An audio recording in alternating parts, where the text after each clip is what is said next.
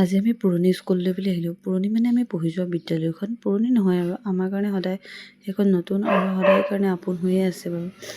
আমি নাজিৰা উচ্চতৰ মাধ্যমিক বালিকা বিদ্যালয়ত পঢ়িছিলোঁ। তাত আজি প্ৰাক্তন ছাত্ৰী সমাৰোহ আছে। সকলোবোৰ লগ হৈছে। 1980 চনৰ পৰা মানে ইয়াত পঢ়ি যোৱা শিক্ষাৰ্থীসকল আহিছে। তেওঁলোকৰ লগত ইজনে সিজনীয়ে মনৰ কথাবোৰ পাতিছে। বহুত দিনৰ পিছত নিজৰ মৰমৰ বান্ধৱীবোৰক লগ পাইছে। ধুনীয়াকৈ খোৱা ব্যৱস্থাও কৰিছে, আমি খায়ো ল'লোঁ।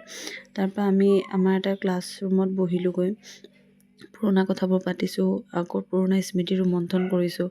তাৰপিছত আমি ছাৰ বাইদেউহঁতৰ লগতো কথা পাতিলোঁ। তেওঁলোককো বহুত দিনৰ মূৰত লগ পাইছোঁ। 2013 চনতে ওলাই যোৱা, তাৰপিছত আজিহে আহিছোঁ। পিছৰ দিনা লক্ষী পূজা পৰিছিল। ধুনীয়াকৈ ওলাই ল'লোঁ পূজা কৰিবলৈ কাৰণে। মায়ে এবাৰ অকণমান কৰিব পৰা নাই, তেওঁ মোক পিছৰ পৰা শিকাই আছে এইবোৰ এনেকৈ কৰ তেনেকৈ কৰ বুলি।